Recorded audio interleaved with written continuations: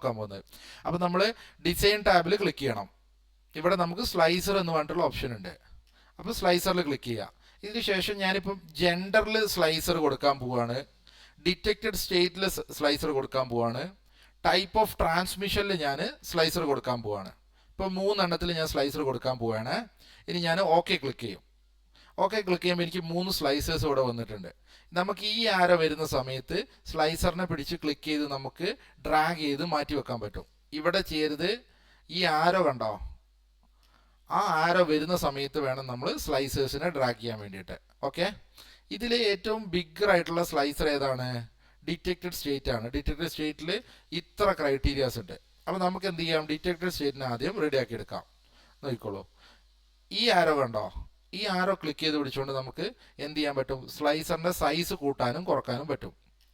Okay, അപ്പം ഞാൻ just നമുക്ക് പറ്റാവുന്ന അത്ര സൈസ് കൂട്ടി വെച്ചിട്ടുണ്ട്.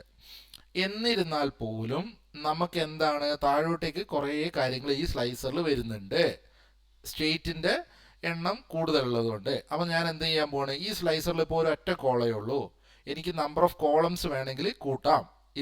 ഇതിൽ ക്ലിക്ക് ചെയ്താൽ 2 കോളമായി കണ്ടോ. ഒന്നുകൂടെ ക്ലിക്ക് ചെയ്താൽ എന്തായി, 3 കോളമായി. ഒന്നുകൂടെ ക്ലിക്ക് ചെയ്താൽ എന്താവും, 4 കോളാവും. ഓക്കെ, അപ്പം 4 കോളത്തിൻ്റെ ഉള്ളിലോട്ട് നമ്മൾ നമ്മളെ സ്ലൈസറിനെ ഒതുക്കിയെടുത്തു. ഓക്കെ, സൈസ് എപ്പോഴും നമ്മൾ ശ്രദ്ധിക്കണം, സ്ലൈസറിൻ്റെ സൈസ് അറേഞ്ച് ചെയ്യണം നമ്മൾ. ഇനി ശരിക്കും പറഞ്ഞാൽ ഈ സ്ലൈസറിന് ശരിക്കും പറഞ്ഞാൽ ഇത്ര സ്ഥലം മതി. അപ്പം ഞാൻ അതിൻ്റെ സ്പേസും കുറച്ചു. ഈ സ്ലൈസറിനും എനിക്ക് എന്ത് മതി, കുറച്ച് സ്ഥലം മതി. അപ്പം ഞാൻ അതിൻ്റെയും സ്പേസ് എന്ത് ചെയ്തു, കുറച്ചു. എന്നിട്ട് ഞാൻ എന്തായി, സ്ലൈസർ ഓപ്പൺ ആക്കി ഇവിടെ വെച്ചിട്ടുണ്ട്. ഇനി നോക്കിക്കോളൂ എന്താണ് സ്ലൈസറിൻ്റെ യൂസ് എന്നുള്ളത് നോക്കിക്കോളൂ. ഇപ്പം എനിക്ക് ഗോവയിൽ എത്ര പേര് കോവിഡ് പോസിറ്റീവാണ് ഈ റിപ്പോർട്ടിലുള്ളതിൽ, ഗോവയിൽ എത്ര പേരുണ്ടെന്ന് എനിക്ക് അറിയണം.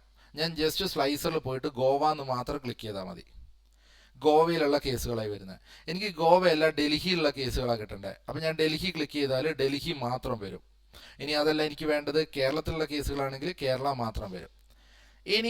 ഇനിയാണ് നമ്മൾ നോക്കേണ്ടത്. ഇപ്പം ഞാൻ എന്ത് ചെയ്യുക, സ്ലൈസർ എങ്ങനെ റിമൂവ് ചെയ്യുക, ഇവിടെ സെലക്ട് ചെയ്തത് ഈ അറ്റത്തുള്ള ഫിൽറ്ററിൻ്റെ ഒരു ക്രോസ് കണ്ടോ, ക്ലിയർ ഫിൽറ്റർ, അതിൽ ക്ലിക്ക് ചെയ്ത് കഴിഞ്ഞാൽ സ്ലൈസർ എല്ലാം റിമൂവ് ആയി നമ്മുടെ ഡാറ്റ പഴയ രീതിയിലായി കാണാൻ പറ്റും.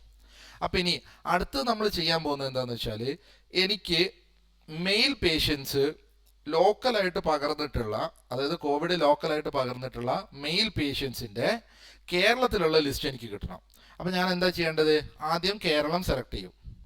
ഇനി എന്താ ചെയ്യുക, മെയിൽ പേഷ്യൻസിനെ മാത്രം സെലക്ട് ചെയ്യും. കണ്ടോ, കേരള മെയിൽ ലോക്കലി ട്രാൻസ്മിറ്റ് ചെയ്തിട്ടുള്ള, അതായത് കോവിഡ് ലോക്കലായിട്ട് പകർന്നിട്ടുള്ള ഇത്ര ആൾക്കാരാണ് ഈ ലിസ്റ്റിലുള്ളത്. കണ്ടോ, ഓക്കെ, മനസ്സിലാകുന്നുണ്ടോ? ആ ആൾക്കാരുടെ ഡീറ്റെയിൽസ് മൊത്തം ഇവിടെ വരും. ഇനി എനിക്ക് അതല്ല, കേരളത്തിൻ്റെയും തമിഴ്നാടിൻ്റെയും കർണാടകയുടെയും വേണമായിരുന്നു. അപ്പം ഞാനിപ്പോൾ കേരളം കഴിഞ്ഞു, ഇനി കർണാടക ക്ലിക്ക് ചെയ്താൽ കർണാടകയിലോട്ട് മാറും. അപ്പോൾ എനിക്ക് കേരളം, കർണാടകയും തമിഴ്നാടും ഒരുമിച്ച് കിട്ടണമെന്നുണ്ടെങ്കിൽ മൾട്ടിപ്പിൾ ഐറ്റംസ് സ്ലൈസറിൽ സെലക്ട് ചെയ്യാനുള്ള ഓപ്ഷനാണ് ഈ കാണുന്നത്. ഇതിൽ ക്ലിക്ക് ചെയ്യുക, കേരള, കർണാടക, ഇപ്പോൾ കണ്ടോ മൾട്ടിപ്പിൾ ഐറ്റംസ് വരും. ഇനി തമിഴ്നാടും കൂടെ സെലക്ട് ചെയ്ത് കഴിഞ്ഞാൽ നമുക്കിവിടെ മൾട്ടിപ്പിൾ ഐറ്റംസ് കാണാനായിട്ട് സാധിക്കും. അപ്പോൾ നമ്മളൊരു റിപ്പോർട്ട് പ്രിപ്പയർ ചെയ്തിട്ട് ജസ്റ്റ് ബ്ലാങ്ക് ആയിട്ട് ഒരാൾക്ക് അയച്ചു കൊടുക്കുന്നതും, നമ്മുടെ റിപ്പോർട്ട് സൈഡിലൊരു സ്ലൈസർ ആക്ടിവേറ്റ് ചെയ്തിട്ട് നമ്മൾ അയച്ചു കൊടുക്കുമ്പോഴും ആൾക്കാർക്കത് എളുപ്പത്തിൽ ഇൻ്റർഫിയർ ചെയ്യാൻ പറ്റും.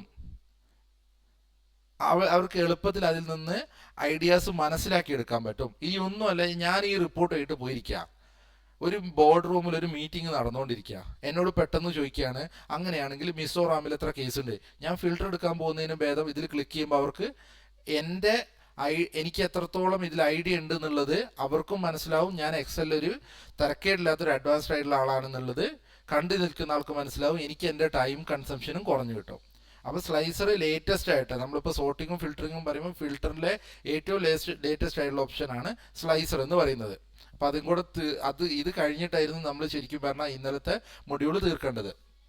അപ്പോൾ ഇപ്പം നമ്മൾ ഇതുവരെ നോക്കിയത് എന്തൊക്കെയാണ്, എക്സലിൻ്റെ ബേസിക്സ് എന്താണെന്ന് നോക്കി, എക്സലിൻ്റെ ഇൻ്റർഫേസ് എന്താണെന്ന് നോക്കി, എങ്ങനെയാണ് ഒരു ഡാറ്റ ഇൻപുട്ട് ചെയ്യേണ്ടത്, clipboard functionality, font functionality, alignment, numbers, shortcuts, autofill, എങ്ങനെയാണ് ഒരു കസ്റ്റം ഓട്ടോഫിൽ ഡാറ്റ ക്രിയേറ്റ് ചെയ്യേണ്ടത്, സോർട്ടിങ്, ഫിൽറ്ററിങ്.